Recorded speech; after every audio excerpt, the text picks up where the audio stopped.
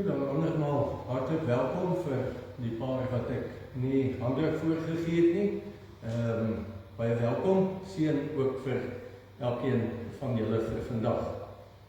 Ons is, wat ons aankondigings aanbetref, net enkele sake. Ons is vandag by die derde Sondag na Pasen.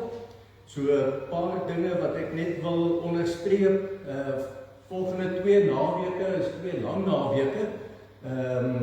Wat nou nie beteken dat ons of dat ek nou van julle kant, van my kant af wil sê, julle het lekker af nie, julle mag nog steeds kerk toe kom.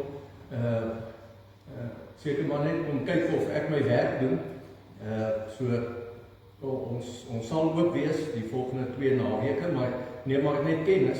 So in elk geval wat volgende week aan betref, julle sal onthou, ons het verlede maand het ons begin om die laaste Sondag van die maand kollekte by die deure op te neem vir Bybelverspreiding. So onthou net, dis nou volgende week is 4 weke alweer verby. Dis hoe vinnig die tyd verby gaan. So onthou dit net asseblief vir volgende week. Dan net 1 of 2 ander goedjies wat ek graag vir julle wil vra. Ons wil die 28ste Mei pannekoek bak. So as voordat jy ons kan help om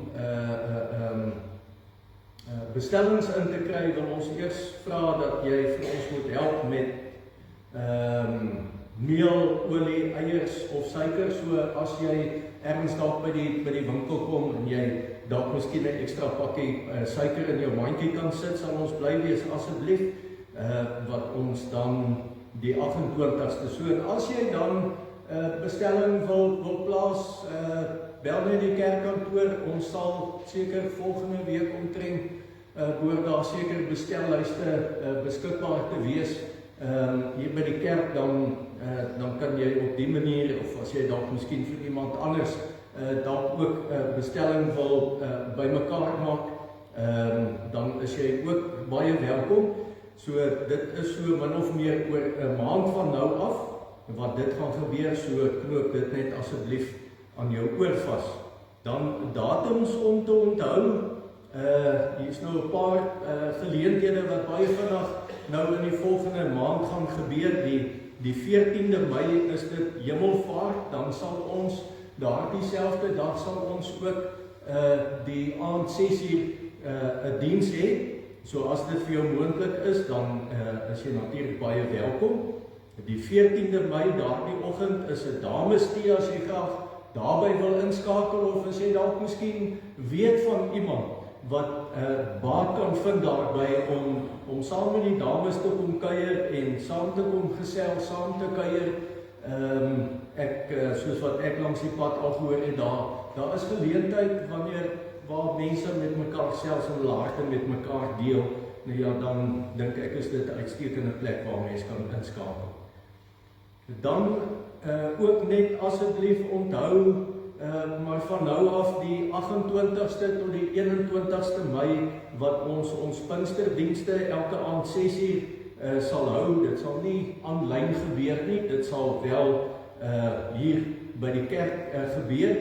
En dan daarmee saam het ons nou oor die afgelope klompie jaar, moet ons nou maar altyd na die tyd lekker saam bietjie sop en brood geniet. Maar ons sal dit nou nog weer met mekaar deel. Ons Fanie, hulle is nie in daardie week hier nie. Hy het altyd vir ons gehelp met 'n pot sop. So as jy dalk miskien, as die Here dit dalk op jou hart lê en jy sop kan maak, asseblief praat net met Cynthia daaroor, asseblief. Dan die 24ste Mei, dan is dit Pinkstersondag en nagmaal. Dan het ons die lys van voorbidding daar vir die persone, dat julle asseblief in julle gebede aan hulle sal dink. En dan terwyl ek by die voorbidding is, daar's 'n klompie mense wat ek verskonings van ontvang het. Vincent en Deidre, hulle is skielik hier weg. Hulle moet 'n ding vandag bo in Kempton Park bywoon. Mariet en Swanie het verskoning aangeteken. Dis die ding, as ek nie neerskryf nie, dan in Louis, hulle is nie hier nie. Sommer terselfdertyd wat die voorbereiding aanbetref, Anna moet môre vir toetse, al dies meer, hulle is in Bloemfontein, so hulle het uit die aard van saak het hulle ook verskoning aangeteken vir môre se geleentheid. Dan wat die verjaarsdae aanbetref, vandag is dit Sanmarie en Dewald wat verjaar. Sanmarie onthou ek, haar van is nou Fountain, sy is een van die mense wat so deur die jare onder my deurgeloop het. Ek het haar gedoop en sy het by my belydenis afgeloop en ek het belydenis afgeloop en ek het haar getrou ook. So vandag is haar verjaarsdag en dan by ons in die huis is dit Dewald wat verjaar. So baie geluk, hoop jy het 'n mooi dag en 'n geseënde nuwe lewensjaar en sommer net alles wat vir jou mooi is vir die volgende jaar. Dan môre sien ek Corneille jou man verjaar. Hy's deesdae sy heelwat aan die werk, dan is hy nie by die kerk nie, so sê maar vir hom wanneer hy môre verjaar, sê maar vir hom baie geluk en sê maar vir hom hy moet lekker verjaar.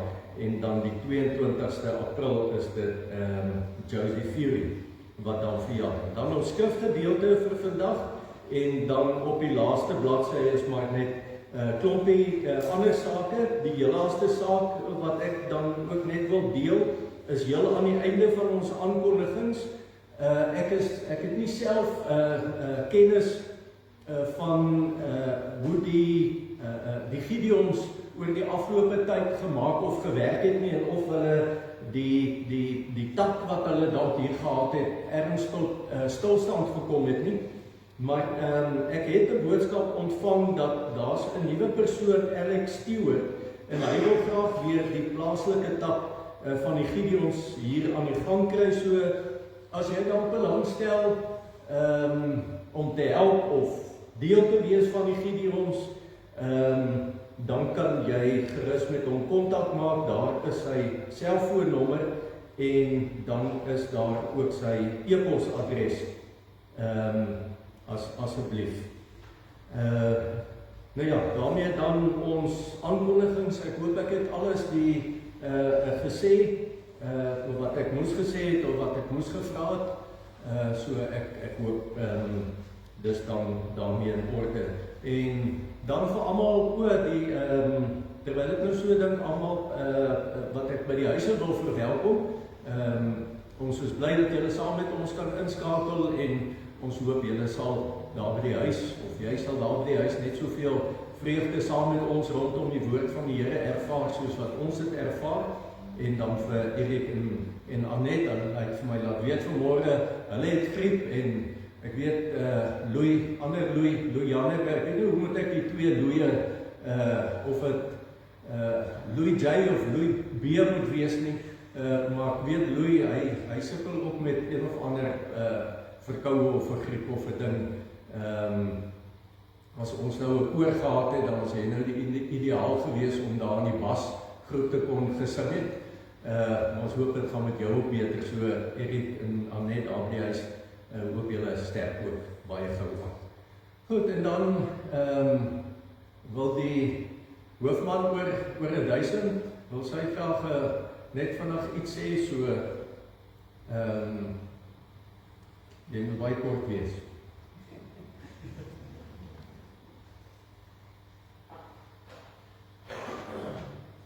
Goeiemôre almal. Dominee Jannie, môre is jou verjaardag. Ons sal nou nie vandag jou dag nie, maar ons wil net as 'n gemeente net vir jou baie geluk sê met jou verjaardag môre. Ek weet jy het sommer baie oproepe kry en baie lekker verjaar. Al wat ons as 'n gemeente vir jou wil sê is, ons hoop daar's nog baie preekure voor en baie trapure voor. Dat die Here vir jou sal seën met wysheid en met gesondheid om ook hierdie klein kindertjie te lei soos wat jy dit lei. Ons waardeer jou baie en baie mooi en 'n geseënde dag môre en mag die Here in hierdie nuwe jaar vir jou net van krag tot krag in sy genade vashou en elke dag vir jou lei. Baie geluk môre. Baie dankie. Ja, mense is bevoorreg, as daar jare aan 'n mens se lewe toegevoeg word.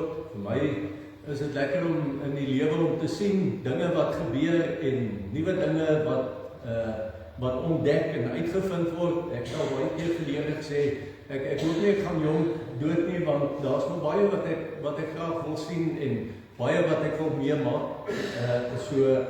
Maar nou ja, dis op die einde van die dag is dit die Here en homself wat sal besluit hoe lank 'n mens nou sal lewe of nie sal lewe nie.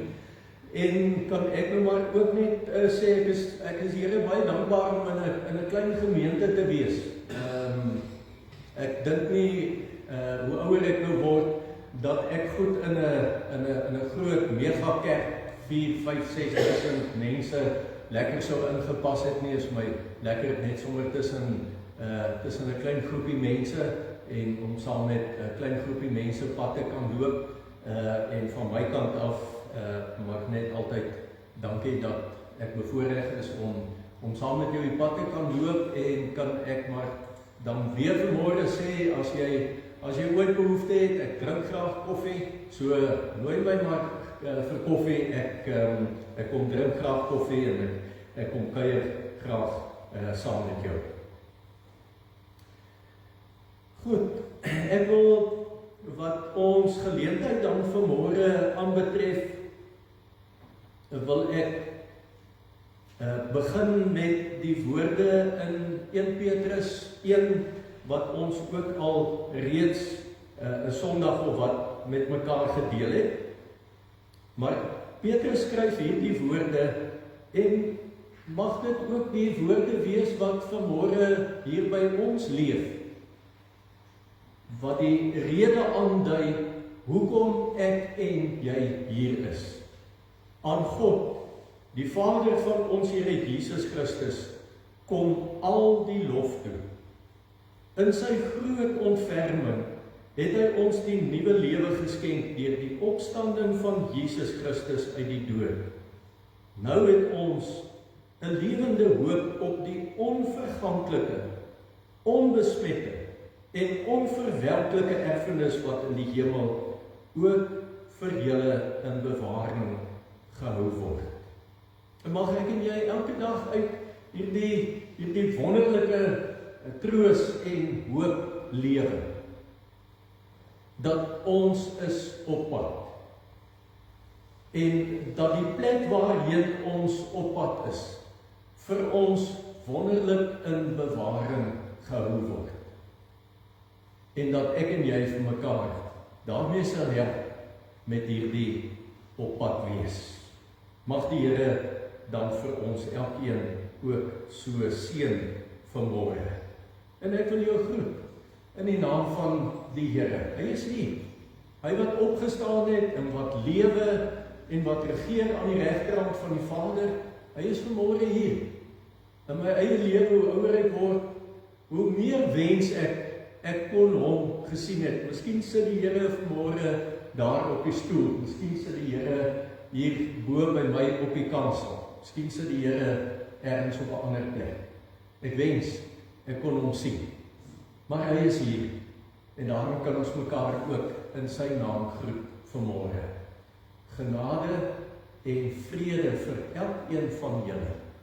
Dit kom van God ons Vader, van Jesus Christus die Here, en dit word vir ons elkeen 'n werklikheid gemaak deur die teenwoordigheid van God se Heilige Gees. Nou ek wil jou nooi om saam met my 'n lied te sing, en dan gaan ons na die samevatting van die wet van die Here kyk, maar kom ons sing eers hierdie eerste lied, net soos die hemelkoor is 'n loflied.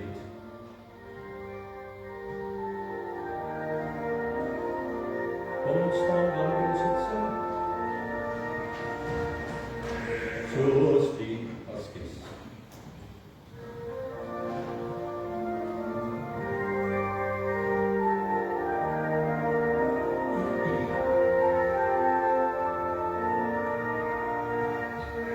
Soos die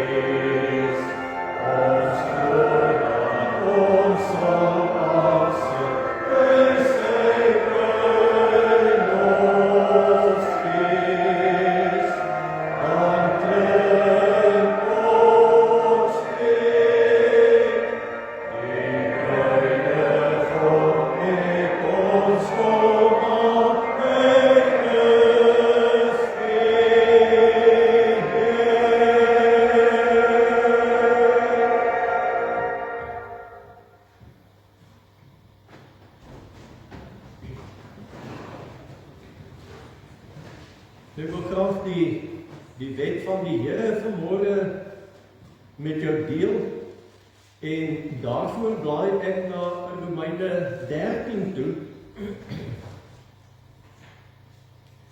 En dan kry ons hierdie volgende woorde van vers 8 af. Julle moet niemand iets verskuldig wees nie, behalwe om mekaar lief te hê. Skuld is seker een van die slegste dinge wat daar kan wees, want om met skuld te lewe maak altyd dat 'n mens terughoudend lewe. As ek weet ek skuld iemand iets, dan probeer ek ten alle koste om daardie persoon te vermy. Ek wil nie by sy huis verbyry nie, ek wil nie by sy huis verbyloop nie, ek hoop ek sien hom nie ergens in die winkel of in die straat nie, want dit herinner my aan my verantwoordelikheid. En daarom is skuld is 'n slegte ding. En nou sê die Bybel vir ons moet niemand iets verskuldig wees nie. En as jy iemand iets skuld, dan moet dit net gewoon wees omdat jy hom of haar of hulle nie genoeg liefhet nie. Wie sy medemens liefhet, voer die hele wet van God uit. Al die gebooie, jy mag nie egbreek pleeg nie, jy mag nie moord pleeg nie, jy mag nie steel nie, jy mag nie begeer nie, of watter ander gebod daar ook al is, word immers in hierdie een gebod saamgevat: jy moet jou naaste lief hê soos jouself. Die liefde doen die naaste geen kwaad aan nie. Daarom is die liefde die volle uitvoering van die wet.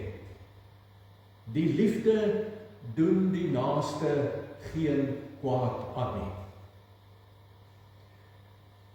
Ek weet daar is by ons in die land, hier by ons in die dorp, en as ek nou maar dink aan die afgelope week, is 'n gebeure met hierdie hoë profiel persoon wat tronk toe gestuur is,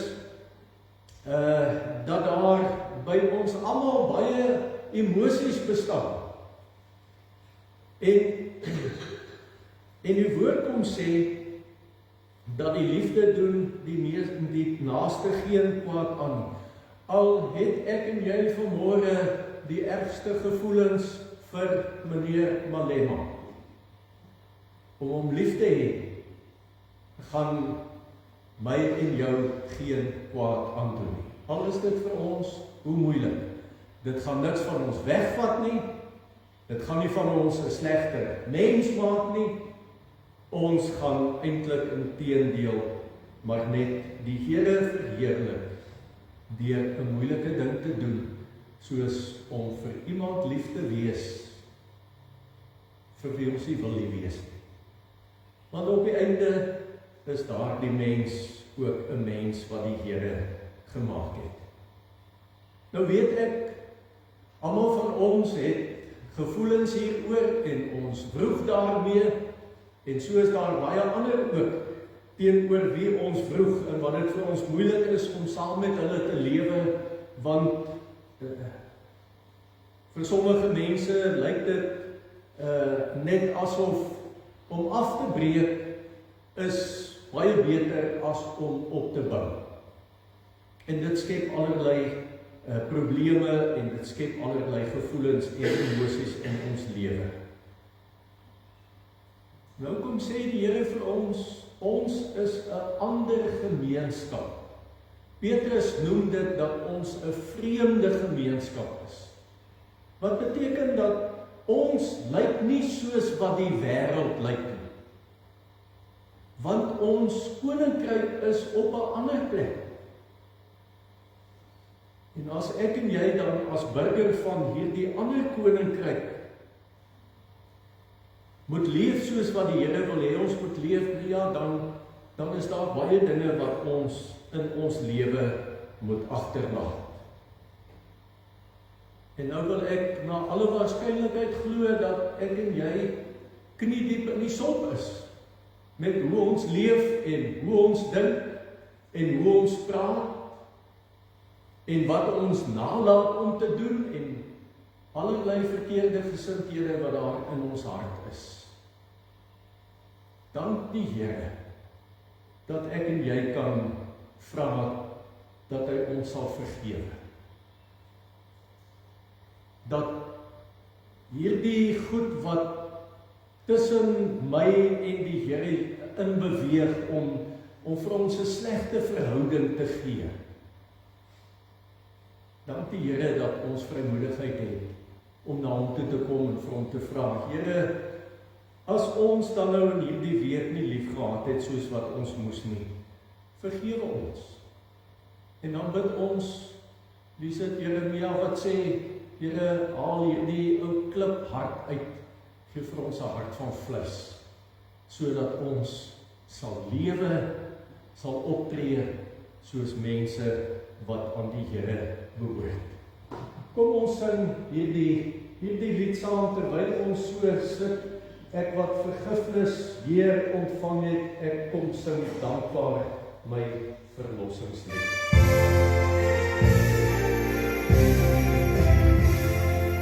Ek wat vergifnis Heer ontvang het, dankbaar my verlossingslied.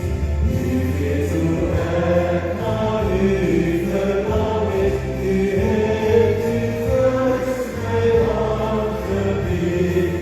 Ek loof en prys U heerlikheid. Ek loof en prys U heerlikheid. En roep U groot barmhartigheid. En roep U groot barmhartigheid.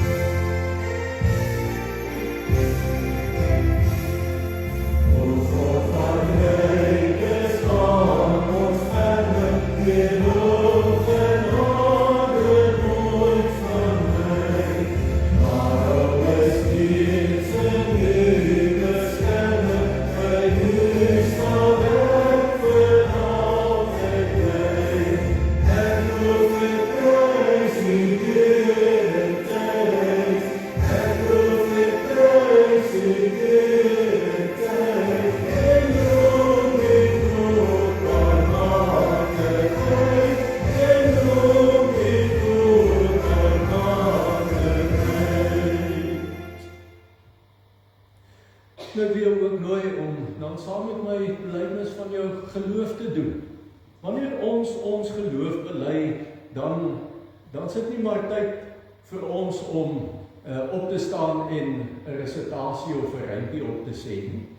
Hierdie is vir ons geleentheid om teenoor die wêreld en teenoor mekaar te bely dat al hoe ons liefde teenoor die Here en teenoor mekaar kan uitleef, is deur te leef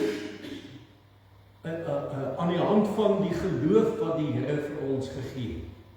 En ek wil vir jou nooi om saam met my belydenis van jou geloof te doen en as jy wil, kan jy dit dan ook hardop saam met my doen. Kom ons bely dit saam. Ek glo in God die Vader, die Almagtige, die Skepper van die hemel en die aarde. En in Jesus Christus, sy eniggebore Seun, ons Here, wat ontvang is van die Heilige Gees, gebore is uit die Maagd Maria, wat gelei het onder Pontius Pilatus, gekruisig is, gesterf het en begrawe is, en ter helle neergedaal het, wat op die 3de dag weer opgestaan het uit die dode, wat opgevaar het na die hemel, en sit aan die regterhand van God, die Almagtige Vader, vanwaar hy sal kom om te oordeel, die wat nog lewe, en die wat reeds gesterf het. Ek glo in die Heilige Gees.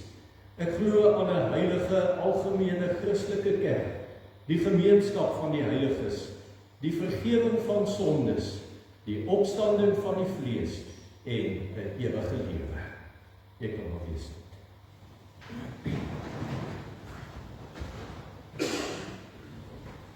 Nou vir vanmôre se geleentheid blaai ek na Johannes hoofstuk 20 toe.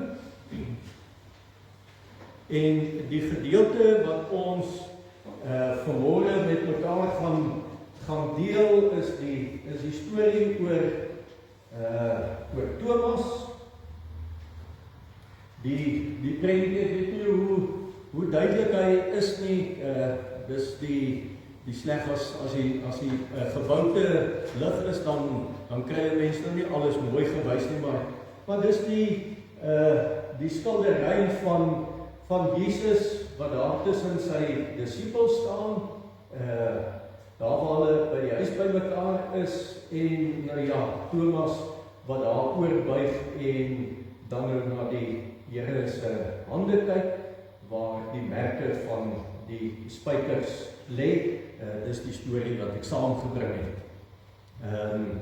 So die gedeelte is ook vir julle op die blaadjies afgedruk. Voordat ons dit saam lees en voordat ek 'n paar gedagtes met jou uit die gedeelte deel, kom ons bid dan net eers saam. Here, dankie dat ons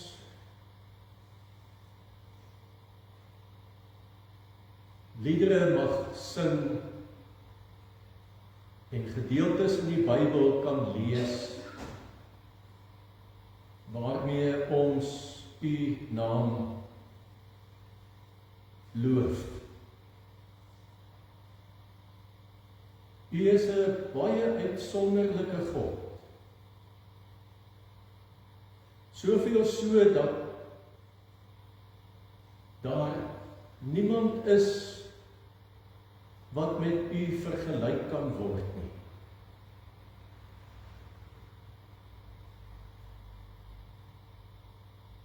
Dit laat ons sprakeloos. Ons het nie woorde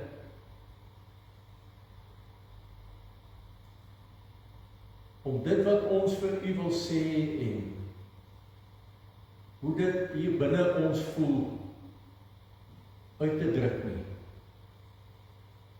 Ons weet net hier in ons hart leef iets wat ons weet,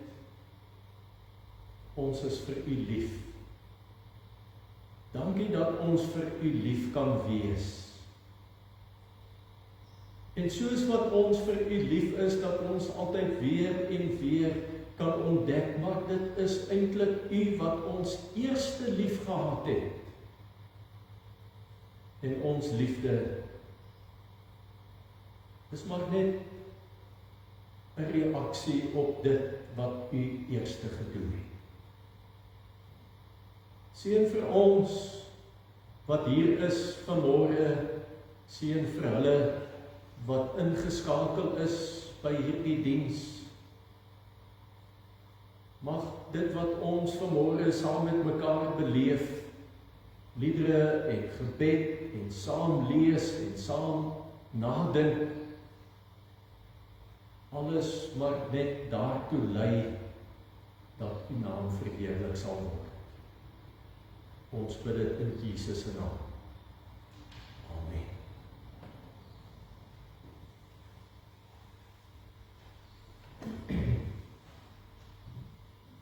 Vers 19. Daardie Sondag aand was die disippels bymekaar.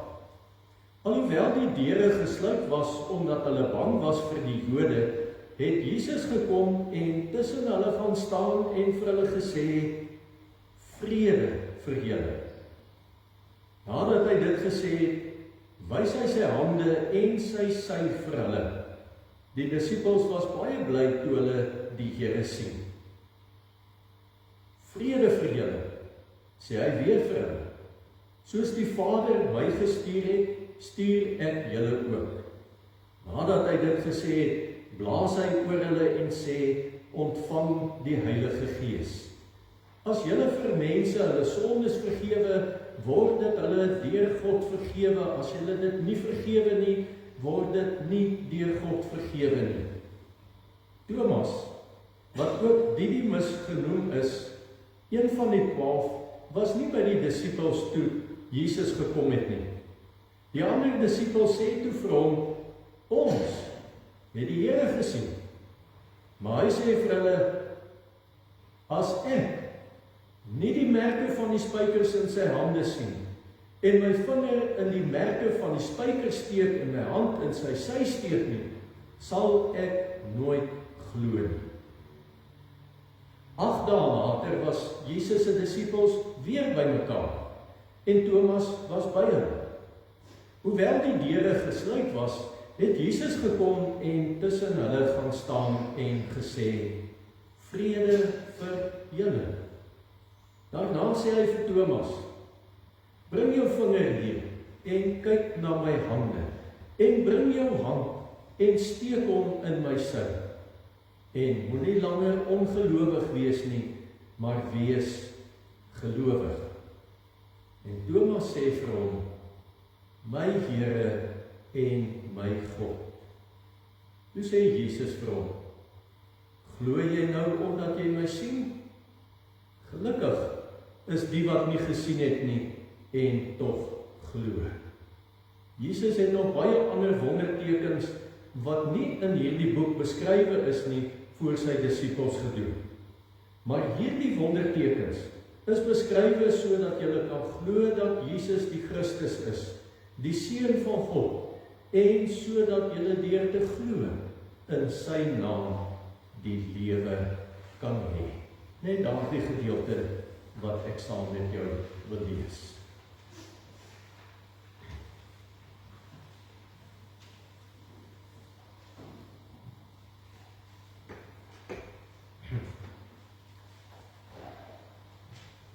Die gedeelte van vanmôre en gedagtes wat ek graag met jou wil deel,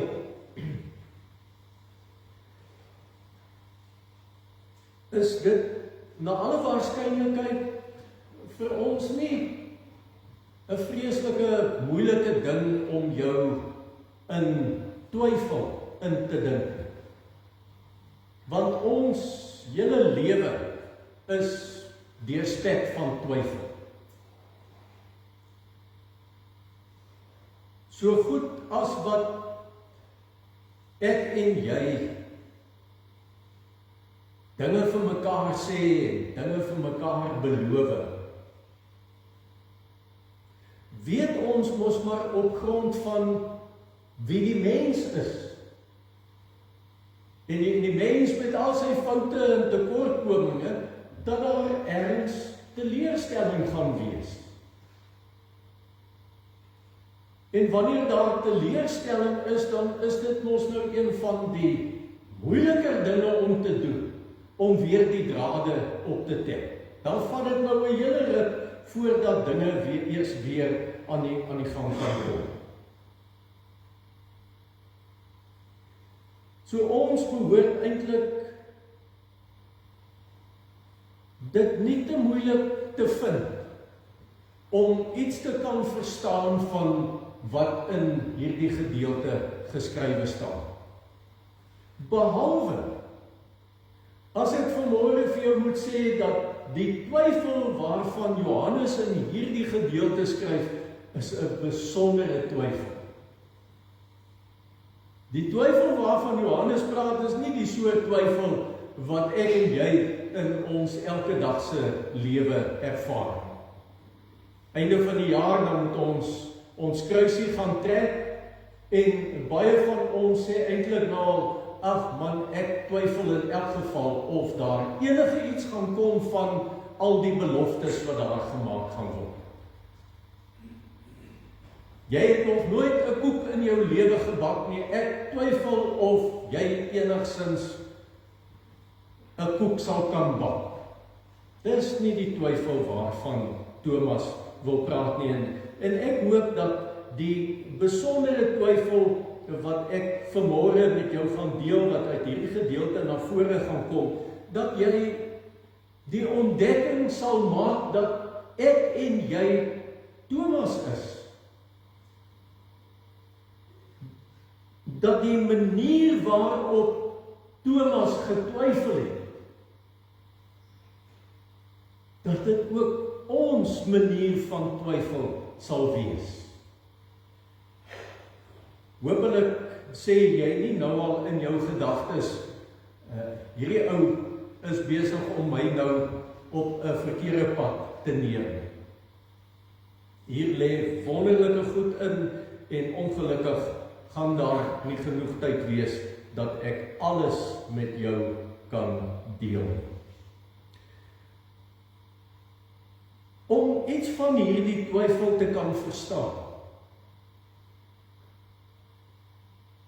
dink ek 'n mens sou goed doen om reg aan die begin van hierdie storie, die verhaal te vra, waar was Thomas?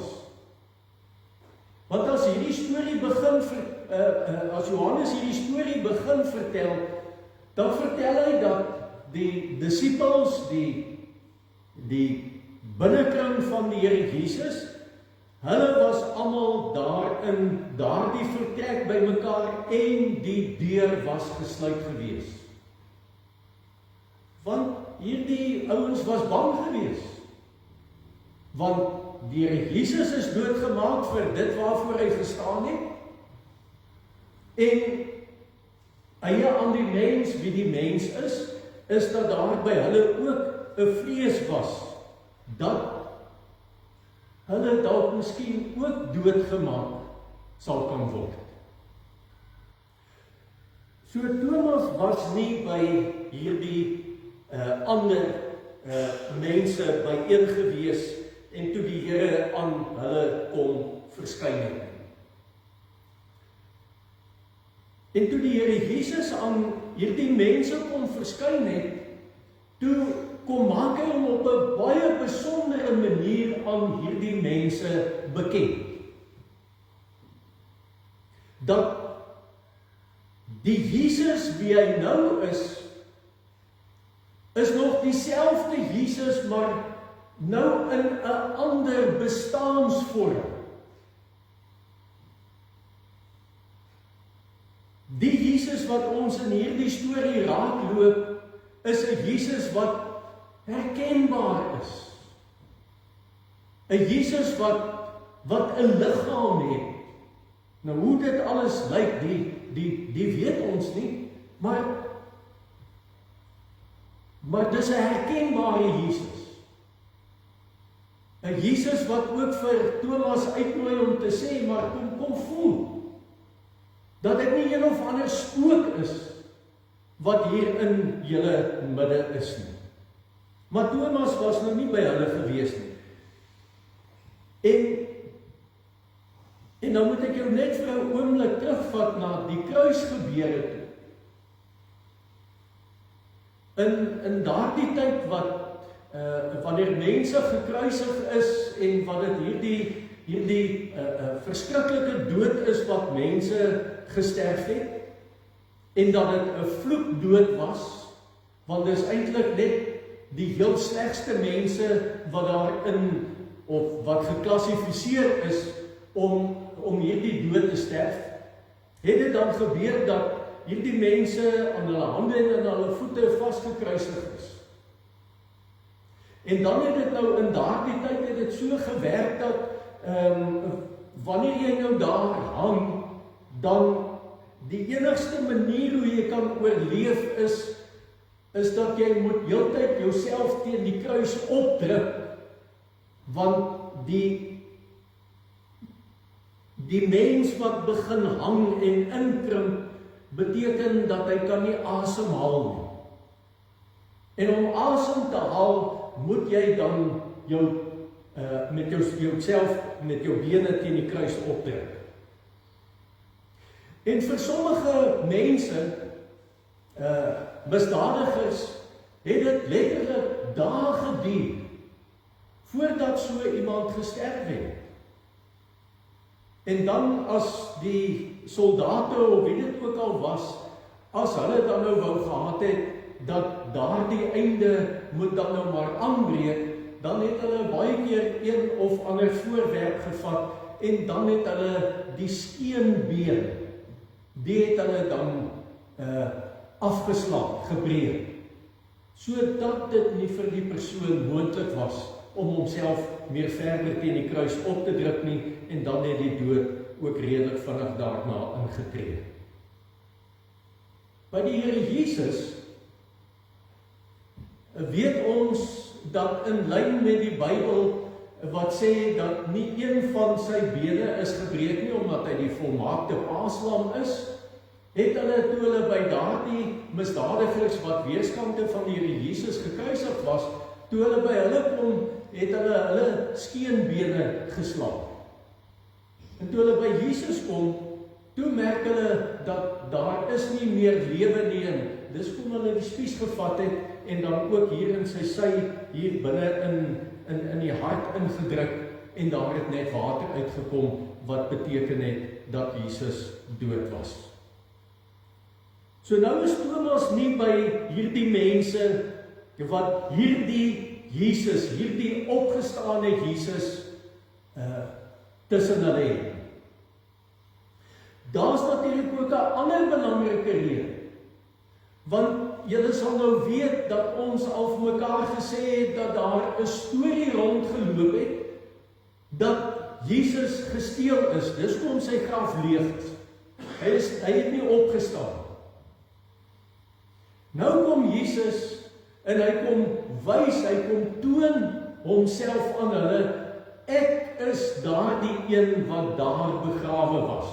Hier is die merke aan my hande en hier is die merke aan my voete en aan my sy. Ek is die een wat daar was, so dit kan vir geen ander moontlikheid, of daar is geen ander moontlikheid, interpretasie moontlik, as naamlik net dat dit die Jesus is wat hier verskyn het, wat hier in hulle midde staan. En Thomas, hy is dan nou nie by hulle nie. Die man wat uitgesproke was. Die man wat gesê het, ek sal saam met die Here sterf. Hy is nie in hulle midde nie. En so gaan dit seker in die lewe, want as Thomas, as ons nou terugblaai in Johannes daarna hoofstuk 14 toe, dan was hy die een gewees wat in soveel woorde uitgespreek het of gesê het, dat eintlik is alles maar te vergeefs. As die Here sê hy gaan doodgaan, waarvoor veg ons dan? Waarvoor is hierdie lewe dan daar? Wat is dan die sin van die lewe as Jesus dan nou sê dat hy weggaan? En dit het na alle waarskynlikheid in Thomas se lewe het dit 'n groot stuk wroging na vore gebring. Dalk het hy baie vrae gevra. Dalk was hy 'n laspos gewees vir die ander disippels. En dalk kon die disippels, nou terwyl hulle alleen was, kon hulle dalk bly gewees het, dat hierdie ou laspos is nie daar by hulle nie.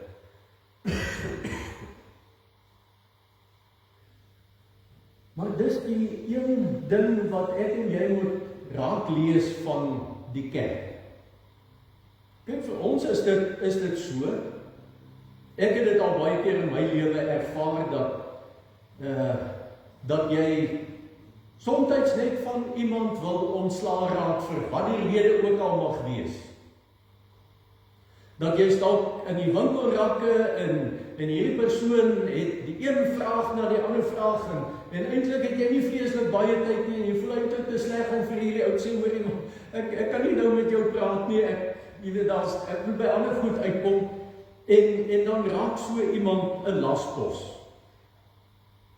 Dit mag by die kerk mag dit miskien ook so wees, dat daar mense is wat aanhoudend vrae het oor die kerk, oor die Here, oor allerlei vrae wat eintlik vir 'n mens nie net ongemaklik maak nie, maar dat 'n mens wonder, het jy ooit in jou lewe al 'n diens of 'n sondagskoolklas bygewoon, dat jy nie al hierdie dinge weet nie.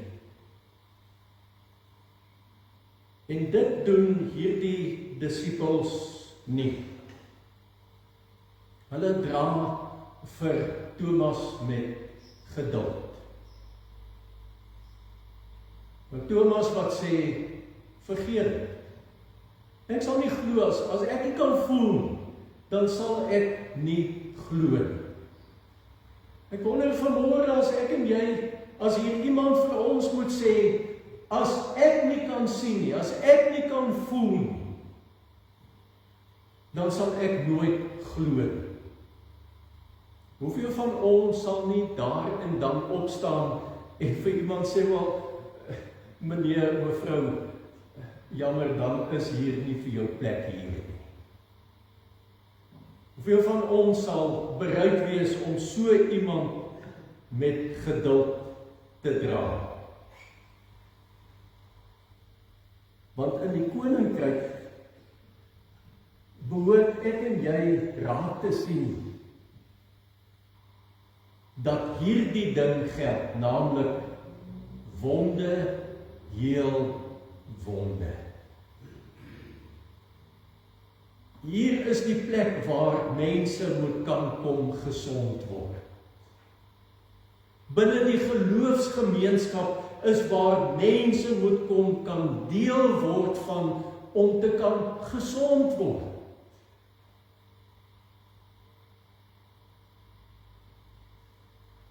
En hierdie gemeente in die kleine, hulle verdra vir Thomas.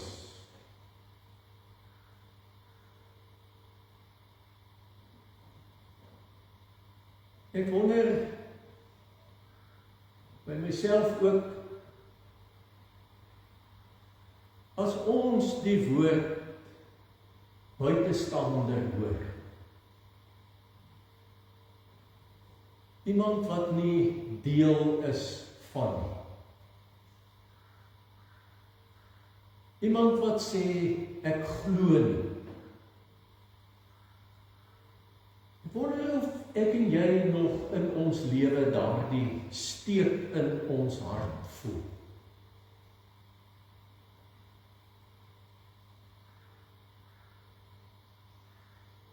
Want wie siele wil red, moet daardie stuk leed in homself dra. Hier is iemand voor my wat besig is om verlore te gaan. Raak dit ons? Is dit vir ons moeilik om die volgende tree in ons geloofslewe te gee, as ons weet dit is waar? En die volgende vraag sou seker na alle waarskynlikheid wees, hoe kry ons dit reg om die volgende tree te gee? As ons weet dat iemand het nie 'n verhouding met die Here nie.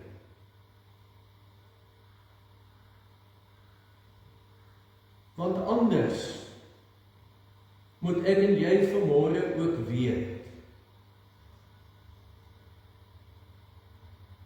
as ons nie daardie leed in ons hart dra, as ons nie daardie swaar kry in ons hart vanmôre voel, dat iemand wat daar tussen ons leef, of iemand wat tussen ons werk.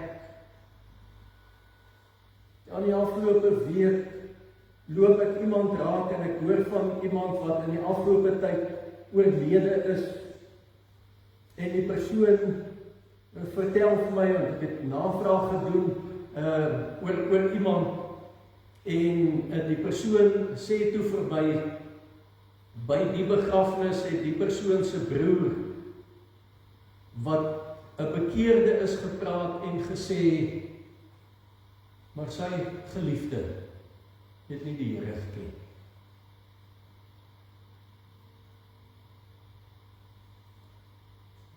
En ek het so 'n yskoue in my lewe op daardie oomblik ervaar.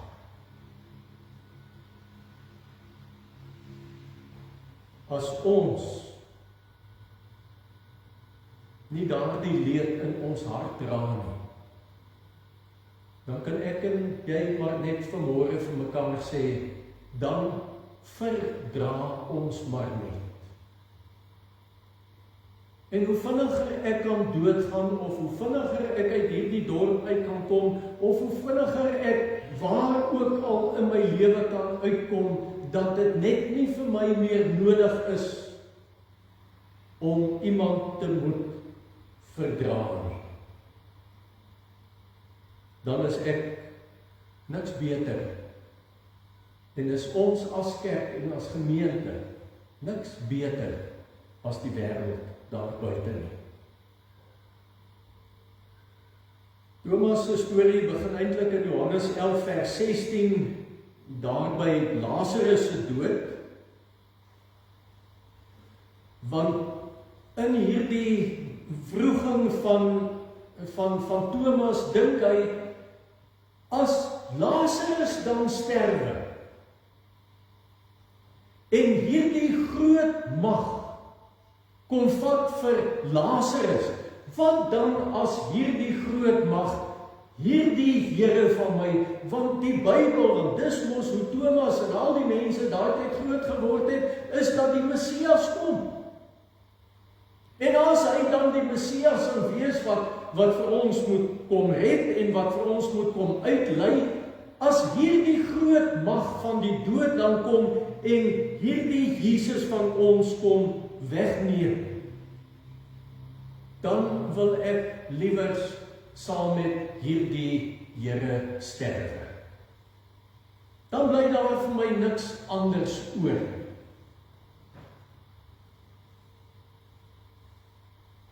Maar dan is daar ook nog altyd iets dieper daar. Wanneer Thomas dan sê, ek wil eerder saam met hierdie Here sterf, dan sê hy eintlik, die twyfel wat ek in my lewe het oor alles wat voor my en in my lewe afspeel, dan wil ek my liewers met alles waaroor ek my beskik, wil ek my aan hierdie Here oorgee. Want hy is die laaste steunpilaar. En dat ek met my twyfel na hom toe kom. En daarom het Thomas nie vasgehou aan iets waarmee hy iets of aan dat sy twyfel dat hy aan iets vasgehou het om iets mee te bereik nie. Hy het aan God getwyfel omdat hy vir hom lief was. En dit is 'n besondere twyfel. En ek sal in my slotopmerking sal ek net gou weer iets daarvan sê. En daarom moet ons nie ook ons twyfel so vinnig onderdruk nie. Ons sê so vinnig vir iemand moet net nie twyfel nie. Nou natuurlik moet 'n mens nie twyfel nie. Natuurlik moet 'n mens met sekerheid op pad wees. Natuurlik moet ek weet dat my toekoms seker is en dat ek nie moet twyfel aan Jesus wat eendag gaan terugkom en vir ons gaan kom haal nie. Natuurlik moet ek nie daaraan twyfel nie, maar hierdie spesifieke twyfel wat deel is van Thomas is 'n twyfel wat 'n mens ook nie sommer moet onderdruk nie, want een ding staan vas. Dit is naamlik dat die wanhopige twyfelaars het 'n beslissende toekoms.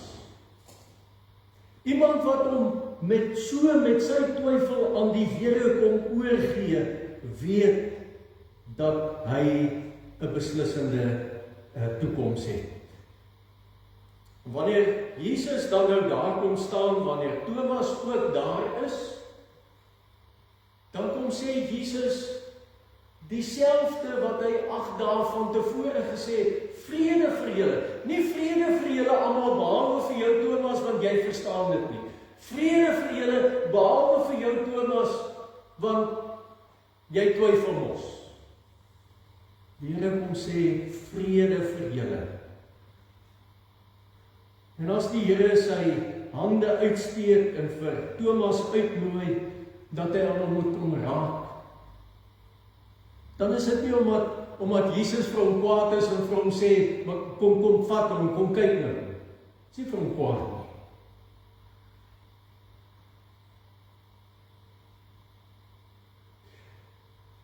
Jesus wag nie totdat Thomas na hom vra nie. Jesus kom na Thomas toe. Dis die aangrypende van die evangelie. En die derde ding wat Jesus met daardie koms van hom daar in die vertrek vir Thomas en vir die ander wil kom sê, is dat Jesus kom nie met 'n teorie. Thomas, voordat jy nie verstaan nie, voordat jy nie eers bietjie klas geloop het,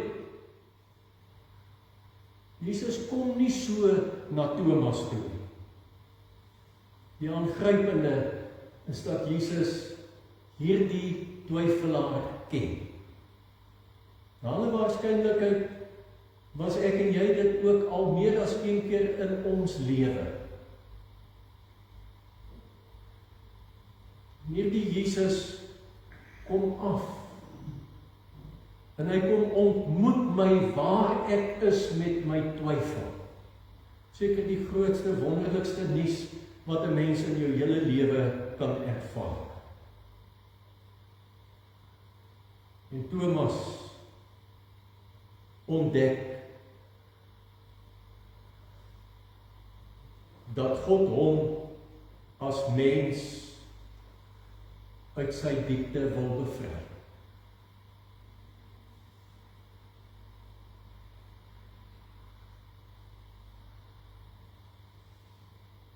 Dit het seker met jou ook al gebeur dat jy ergens op pad is en dat jy verdwaal het.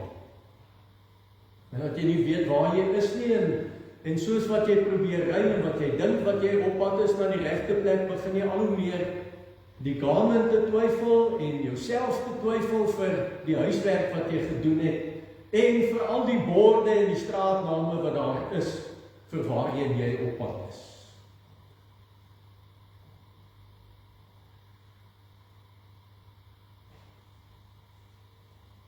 Dat die Here hom op 'n plek in sy lewe kom ontmoet waar Thomas homself erg in verdwaaldheid ervaar. Laat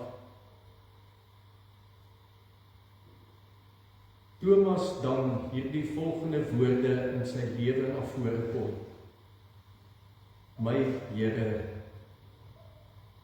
en my God. Hy ontdek, medies of wetenskaplik sou hy dalk na die Here Jesus toe kon gegaan het, ek is amper klaar. Sou hy na die Here toe kon gegaan het en sy hand gevat het en die merk gesien het, en hy sou na alle waarskynlikheid kon gesê, ja, dit is so, dit klop. Dit is die merke van spykers. Die sy, dit is die merk van 'n spies. Ja, hy het gesterf. Maar dan was dit nog nooit persoonlik gewees. En dis die tweede ding wat Thomas ontdek, is hy herken Jesus aan sy liefde.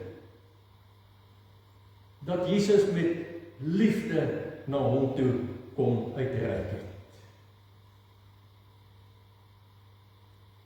Dan sal dit goed wees as ons almal dalk weer op 'n stadium kan sê, my Here en my God. Oomblikke in my lewe wat ek en jy geworstel het en gewroeg het met twyfel, waar die Here ons kom ontmoet het. En om aan hierdie ding te kan vashou, dit is lewe. En mag die Here vir ons daarmee seën. Mag ek en jy vir hom en vir haar en vir hulle in hierdie wêreld help. Deur woord, maar heel moontlik deur daad, om ook hierdie Here te kan raak sien. Amen.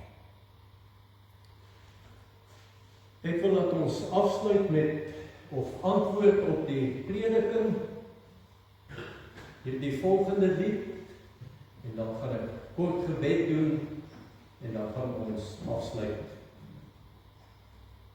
met ons laaste lied, terwyl ons so sit.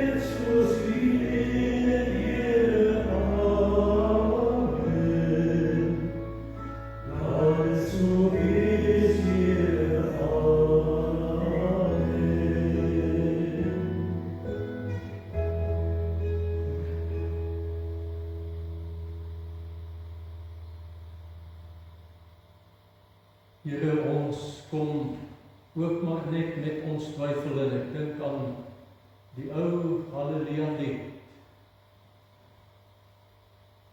Met ons twyfel kom ons na U.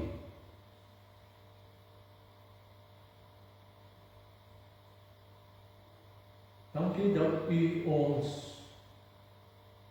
in ons twyfel wil ontmoet.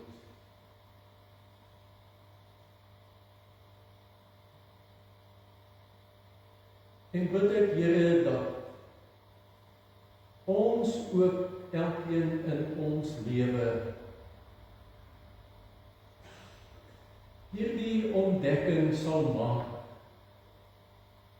U is ons Here en ons God. Vir ons, vir die wêreld, ook vir hulle wat vanmôre hulle self voel dat hulle U nie werd is nie. Seën so vir ons as gemeente. Amen.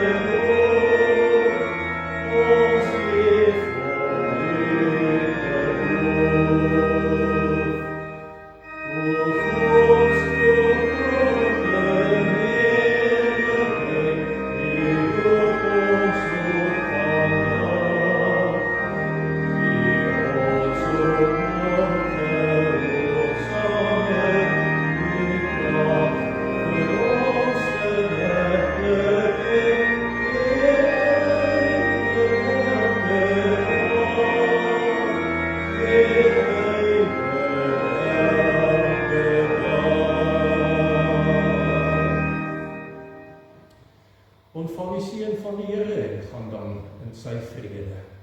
Die genade van ons Here Jesus Christus, die liefde van God ons Vader en die troostvolle teenwoordigheid van God se Heilige Gees sal met ons elkeen wees en bly totdat Jesus eendag weer op die wolke verskyn. Amen.